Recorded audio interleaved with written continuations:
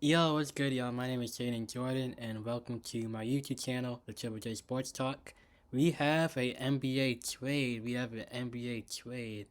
Unless you've been living under a rock and have not seen the news that broke about 2 days ago, back on Wednesday, Trae Young has been traded, and Trae Young is a Washington Wizard.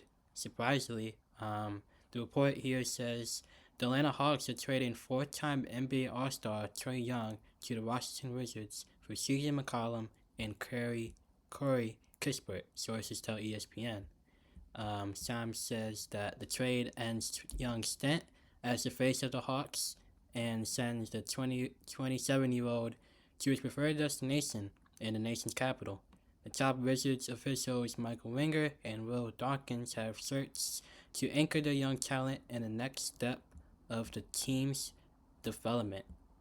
Wow.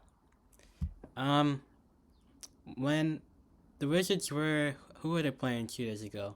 When the Wizards were playing the 76ers, a couple hours before the game, I got like a notification, like on Bleacher Report, that Corey Kispert was missing tonight's game. And I was just like thinking to myself, like, Trae Young is really about to be a Washington Wizard. Like, it was just like crazy to me. I'm just like talking to myself like 2 days ago. I'm like, Trae Young is really about to be a Washington Wizard. Like, I literally can't believe it. And then the news broke 2 to 3 hours later, where it was just Trae Young sent to Washington, just for no draft capital, just sent for CJ and Corey Kispert. It's been 2 days, and it's like it's honestly weird.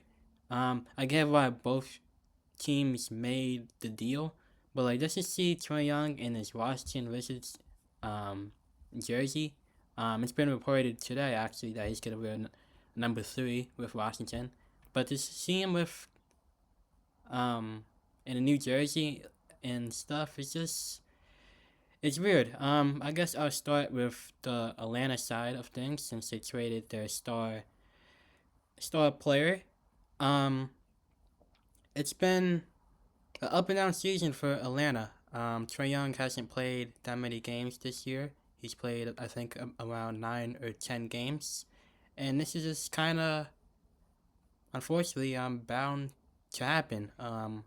Atlanta star player Jalen Johnson has taken another step this season, averaging 23, 10, and 8.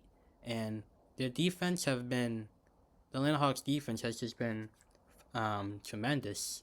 Just watching a few of their games this season when I have had the chance.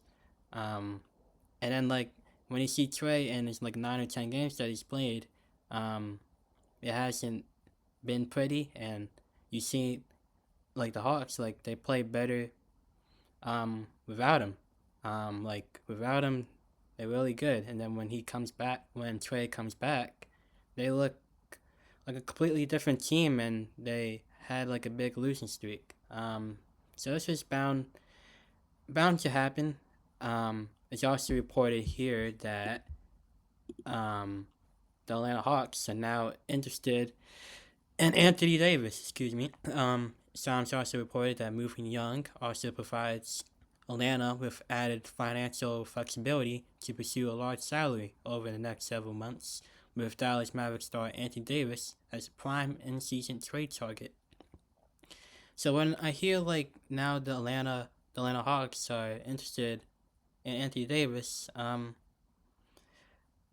just feel you understand why Atlanta had to move on from Trae Young. It was just sometimes you just know it's just time just to move on, and credit to both sides that they realized that things no longer were working between both sides, so they made an agreement and both got, I guess, what they wanted. But to see this team interested in Anthony Davis, as his team does lack size,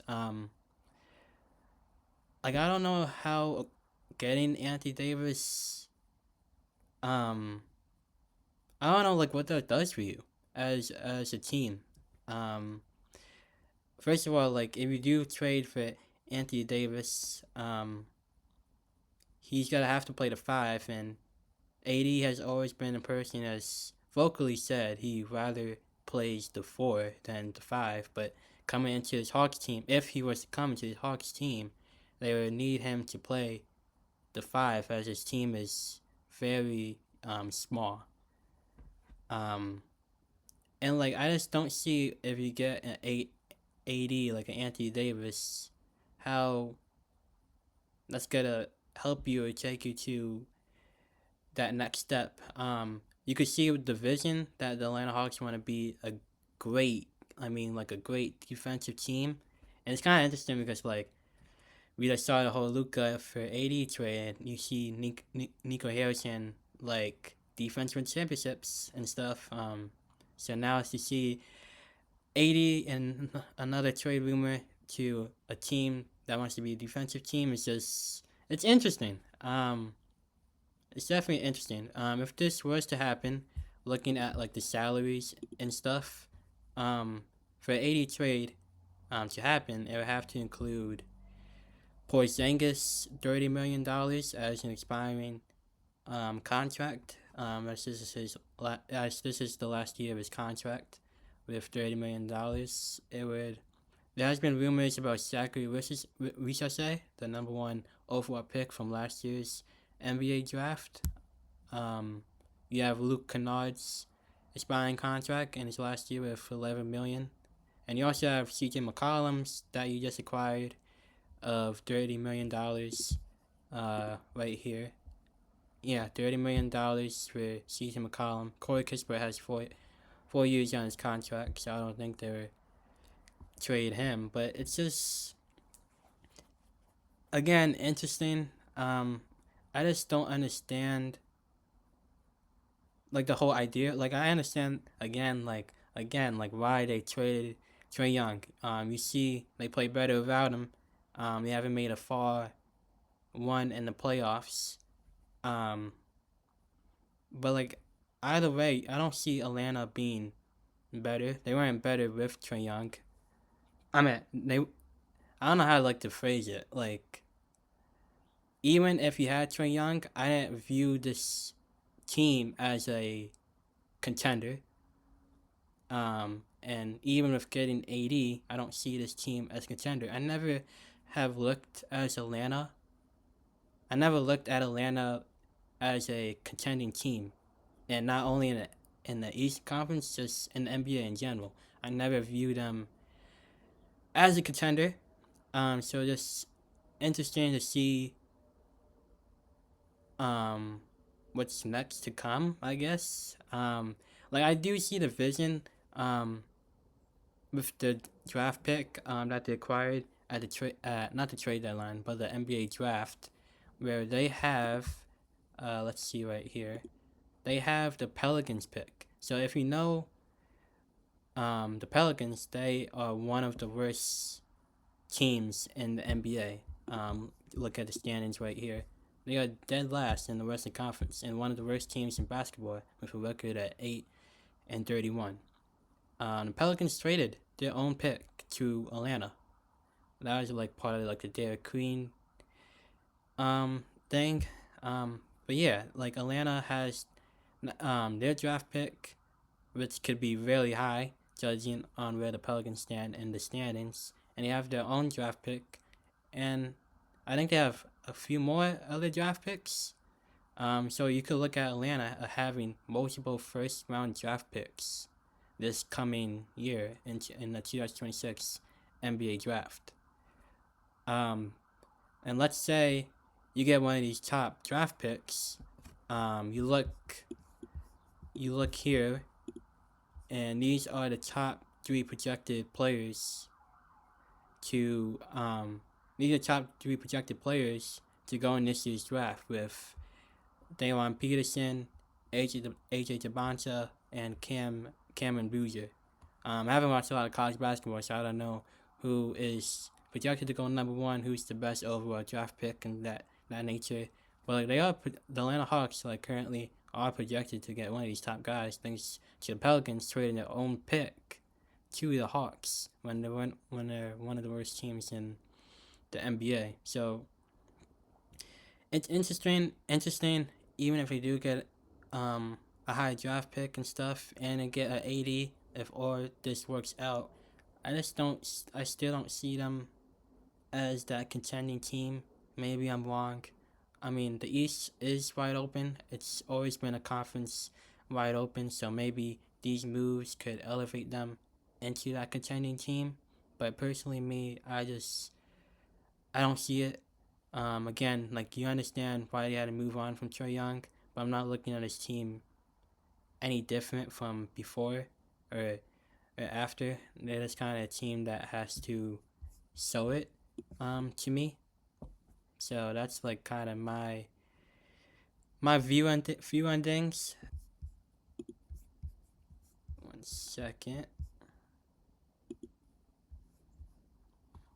But yeah, now talking about Trae Young, in Washington, it's still crazy to say Trae Young is a Washington Wizard.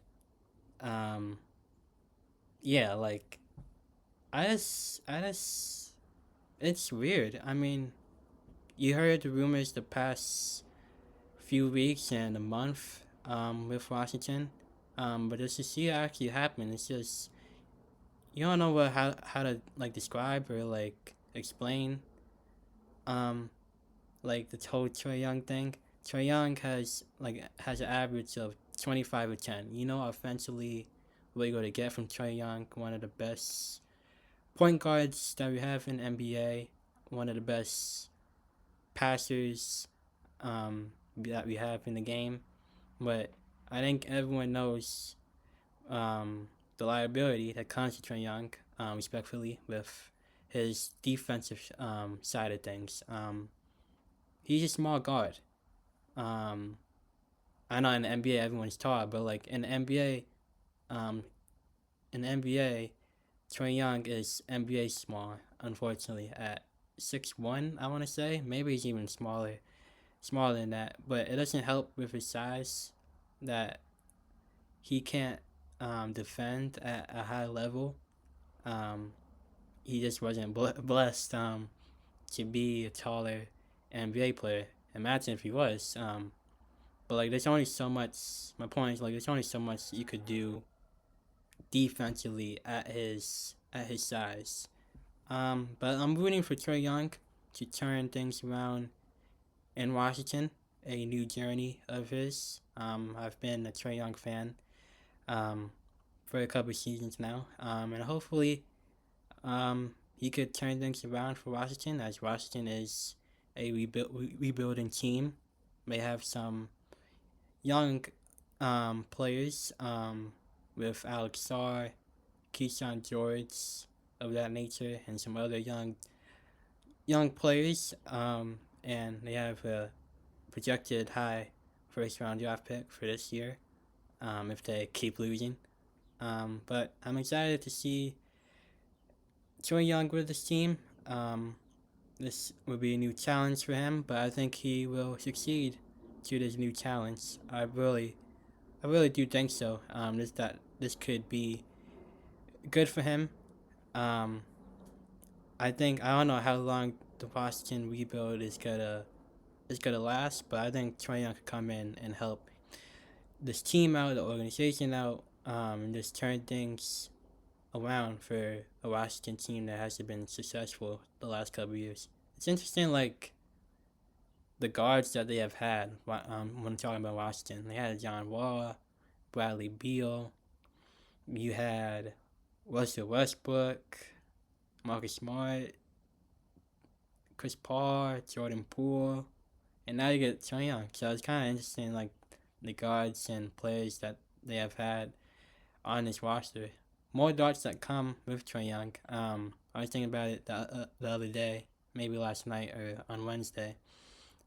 Like I want to ask this question: is Trae Young the first ever player to play with the first overall and potentially the second overall pick? Because you have to remember Trae played with Zachary Richardson from last year's NBA draft, who was number one. Trae Young played with Zachary Richardson, and now he gets to play with Alex Sarr. So back to back overall draft picks from last year's NBA draft. I know last year wasn't the best NBA draft class, but just an interesting thought if he's the first ever person to do that. But yeah, that's gonna end the video off. It's gonna be interesting. The trade season, as that was the first NBA trade that we've had for this season. Rooting for Trae Young. I really am rooting for Trae Young. I remember like we talked about his 2021 one, where that was his best season, and that was his like second or third year in the NBA. I remember going to his playoff game, as I'm a Knicks fan, um, game one of the playoffs, in Madison Square Garden, where he hit the game winner. Um, yeah, that was crushing, but that was like the coming out party for Trae Young, in this league, where he helped carry the Atlanta Hawks to all the way to East Conference Finals, the farthest that they've gone in some time. Um, yeah, I remember that moment, and I'm like, yeah, Trae Young is that dude, and he embraced the role of being a villain, um, to New York fans to this day, which is crazy, the back and forth. So interesting now to see that in Washington, that back and forth, whenever now Washington plays the Knicks. But really rooting for Trae Young, rooting for more NBA trades, as this was the first official trade that we had 2 days ago. With now we have the trade deadline approaching in the next month. But yeah, my name is Jaden Jordan. This is gonna end off my video on the Triple J Sports Talk YouTube channel. Hope you guys have a good day. Triple J out. Peace, y'all.